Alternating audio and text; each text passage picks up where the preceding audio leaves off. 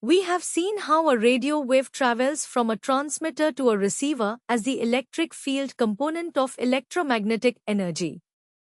We now need to look at how information called intelligence is superimposed onto the radio wave. When this is done, the radio wave is termed a carrier wave and the intelligence is said to be modulated onto it.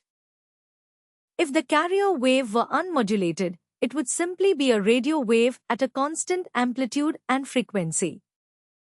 This type of signal is ideal for direction-finding equipment such as the Automatic Direction Finder, ADF. Its waveform would look like this. If the carrier wave were transmitted at a frequency in the audible range, one would hear a continuous tone, like this. Radio signals are designated according to their characteristics. The unmodulated carrier wave is designated N0N.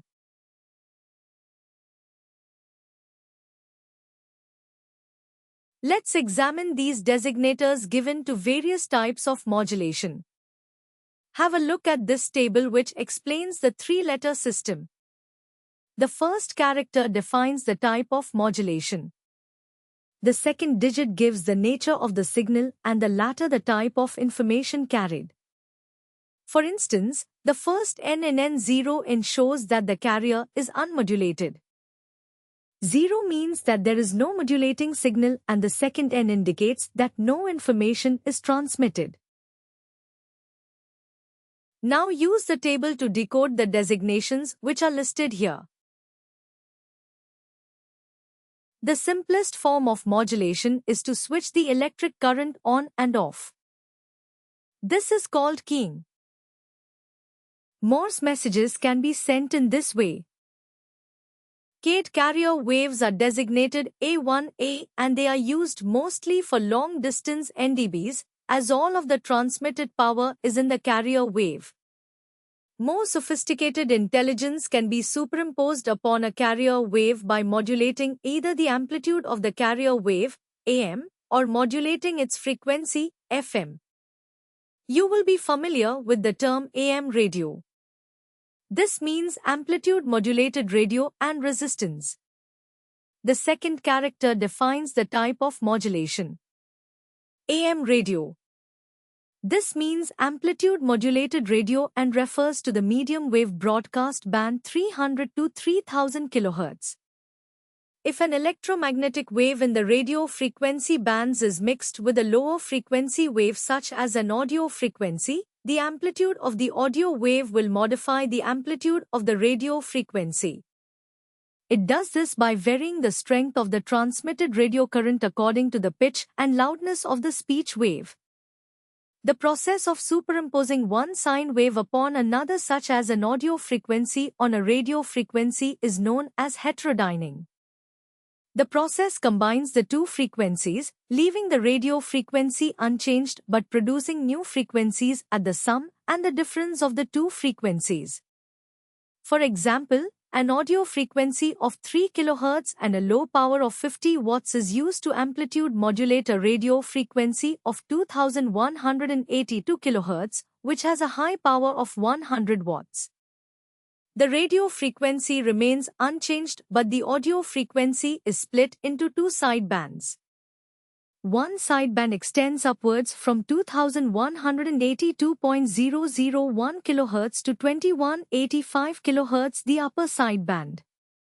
The other lower sideband extends downwards from 2181.99 kHz to 2179 kHz. The spread of frequencies is therefore from 2179 kHz to 2185 kHz, giving a bandwidth of 6 kHz, that is double the audio frequency used. Where the modulating waveform is constant in amplitude and frequency, as we have just looked at, it is designated N0N. A2A or N0N are 8W. The N0N refers to the continuous carrier wave and the A2A relates to NDB ident transmissions, while the A8W relates to IWS ident transmissions. The human voice, however, varies in both amplitude, that is volume, and frequency, that is pitch, and so the modulating waveform is complex and its effect on the carrier wave is shown here. Where the voice communication is in the HF band, the signal is designated J3E. If the signal is in the VHF band, it is designated a 3E. The extent or depth of the modulation is measured as the ratio of the amplitude of the modulating waveform involves to the amplitude of the carrier wave before modulation involves, expressed as a percentage. Here is an example.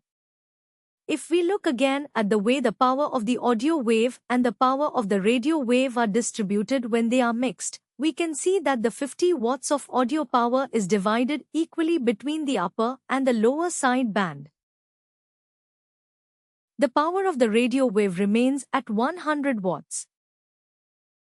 The intelligence relayed on the modulating wave is the same in the upper side band as it is in the lower side band, therefore there is unwanted duplication.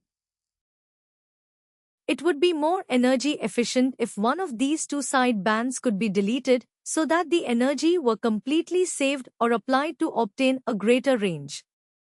It is usually the lower side band that is suppressed. Similarly, the radio wave, having served its purpose to get the audio information into radio frequencies, is now redundant and should be either reduced or suppressed completely. In addition to the power saving, it is desirable to reduce the overall width of the transmission because skywaves are liable to distortion in the ionosphere.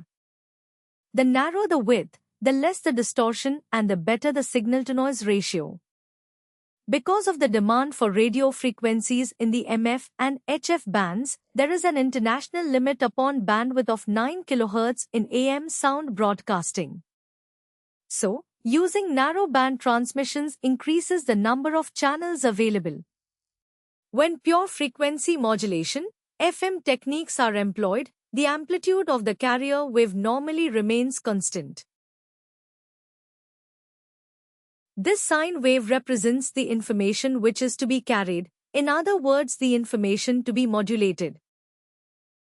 This is achieved by making the frequency of the carrier wave vary in sympathy with the modulating waveform.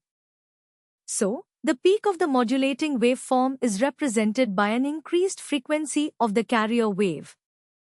The lower peak of the modulating waveform is represented by a lower frequency of the carrier wave. The frequency of the modulating waveform is represented by the rate of change of the carrier wave frequency. Frequency. So the greater the frequency of the audio signal, the more frequently is the radio frequency pattern repeated. What then are the relative advantages and disadvantages of the techniques of FM and AM? The advantages of FM are: FM transmitters are simpler than AM transmitters. The necessary modulating power is less than AM. FM reception is practically static-free. The disadvantages of FM are: FM receivers are more complex, a much wider bandwidth is required. The next one to look at is phase modulation. There are two cases. The first is where the input is an analog signal and the second is where the input is digital. You will recall that the sinusoidal form of a radio wave can be represented by the movement of a point round a circle. Thus, the top of the wave is represented by 90 degrees on the circle, and so on. With analog phase modulation, the phase of the signal is modulated, that is, the rate or speed at which the point moves around the circle is changed. In our example, the modulated signal has now reached at 180 degrees on the circle, whereas the unmodulated signal would still be at 90 degrees. To achieve this, it is necessary to change the frequency of the signal for a short time. For the modulated signal to reach the 180 degrees phase in the same time as the unmodulated wave reaches 90 degrees, it must go quicker, that is, its frequency increases. Digital phase modulation, also known as phase shift. In the keying, uses binary numbers as the modulating signal, namely 0, 0, 0, 1, 0, 1, 1, 1, 1. These represent a phase shift in the carrier signal. For example, 0, 0 may represent no shift. 0, 1, a 90 degrees shift. 1, 0 may represent a 180 degrees shift. And 1, first may represent a 270 degrees shift. Among the advantages of phase modulation are superior noise and interference rejection, and enhanced immunity to signal fading. It is used in microwave landing systems and GPS. The last type of modulation is pulse modulation, which is used in radar and data handling systems. It is similar in principle to the keyed carrier wave, but it differs in that the pulses are of a very short duration, typically 1 microsecond, whilst the period between pulses is relatively very long, typically 1 millisecond. We will look at radar emissions in greater detail in the lesson on radar. Let's summarize this lesson. We said that information or intelligence has to be superimposed on the carrier wave. This process is called modulation. Firstly, we looked at the emission designators table so that when we mentioned the designator in discussing the type of modulation, it would mean something to us. We then looked at each type of modulation in turn. The first was simple keying.